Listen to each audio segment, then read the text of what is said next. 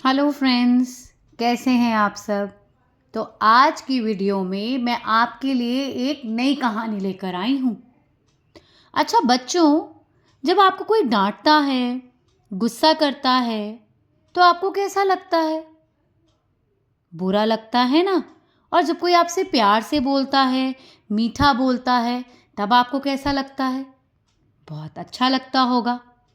तो आज की कहानी इसी बात पर आधारित है। तो आज की हमारी कहानी का नाम है मीठी बोली। और जो मेरी स्क्रीन पे आपको दो लड़के नजर आ रहे हैं ना, ये दोनों दोस्त हैं। एक का नाम है गोलू और एक का नाम है भोलू। तो एक बार की बात है, गर्मियों का मौसम था और बहुत तेज गर्मी हो रही थी। दोपहर का समय था, चारों ओर धूप ही धूप, जैसे सूरज आग बरसा रहा हो। अब जैसे सर्दियों का मौसम चल रहा है, हम धूप में बैठते हैं, हमें अच्छा लगता है। धूप में बैठे रहना, अपनी शरीर को धूप में तपाना हमें अच्छा लगता है, हमें गर्मी मिलती है।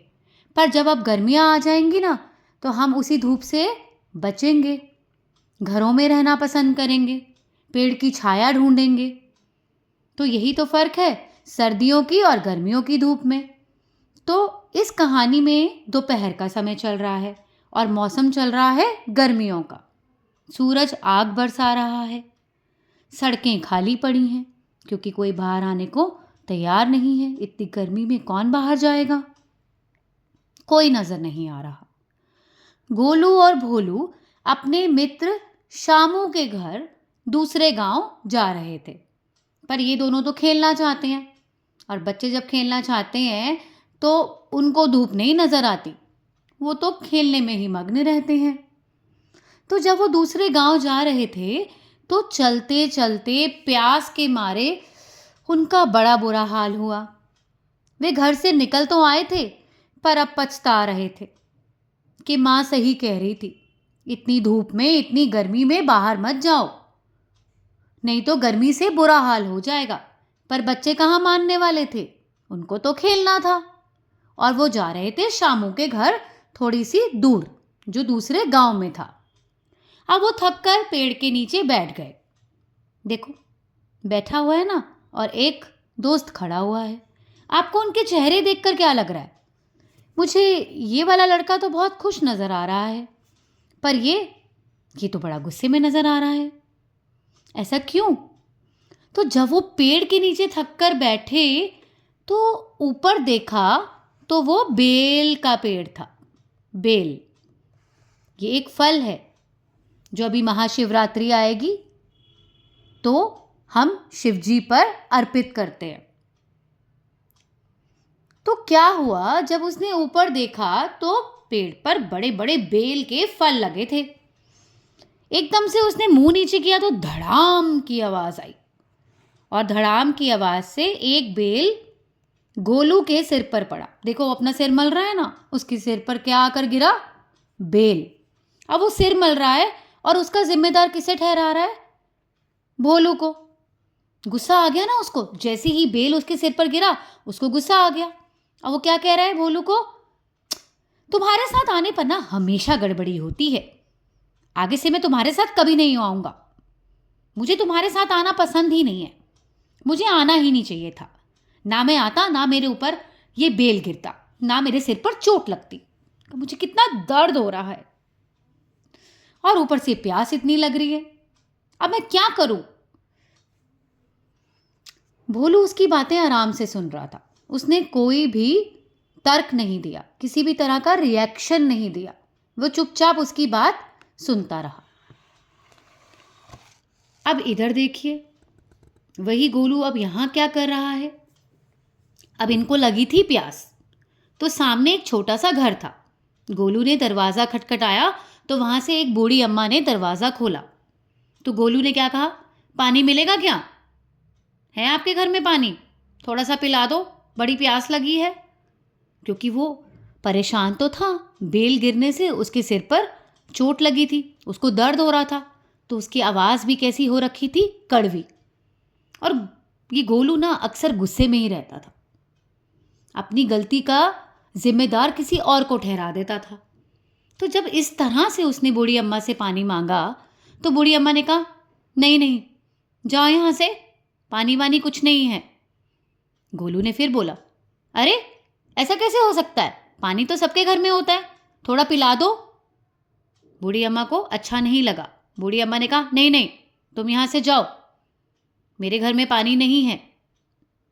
और गोलू तमतमाता हुआ वापस लौट आया। अब उसने भोलू को बताया कि देखियो ज़रा, मैंने बूढ़ी अम्मा से पानी मांगा, उन्होंने मना कर दिया। तो भोलू ने कहा, तू रुक, मैं जाता हूँ।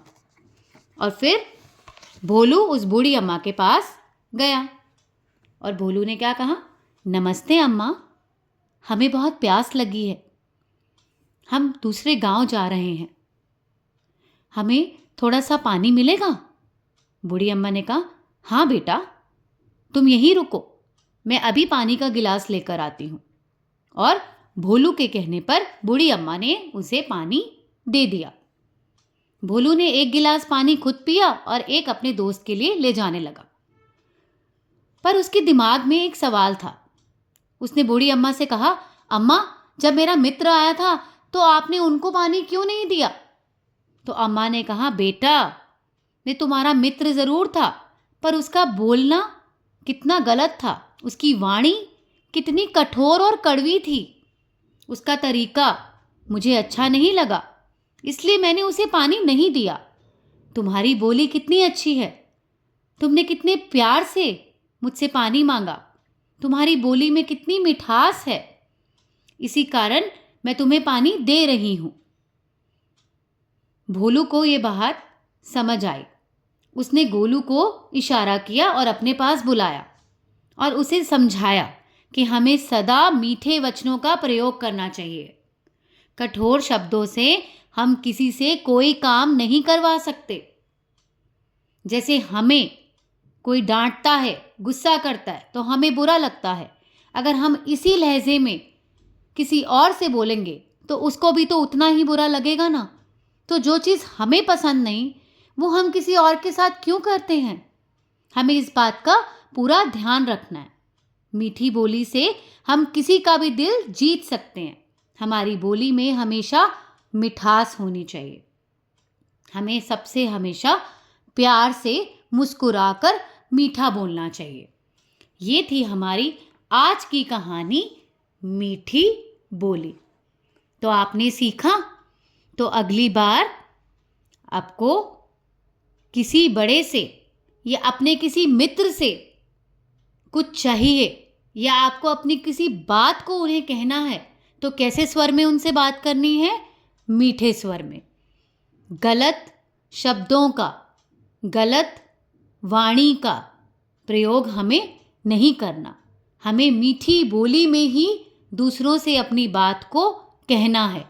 और आप किसी और की बात सुनते हैं ना, किसी और को सुनते हैं इस तरह गलत बोलते हुए, तो उन्हें भी समझाना है कि मीठी बोली से हम किसी का भी दिल जीत सकते हैं। हमारी वाणी में हमेशा मिठास होना चाहिए। ठीक है? क्या होनी चाहिए हमारी वाणी में? मिठास। सो मीठा बोलो और सबका दिल जीतो। तो आज की कहानी कैसी लगी कमेंट में ज़रूर बताइएगा। Bye bye.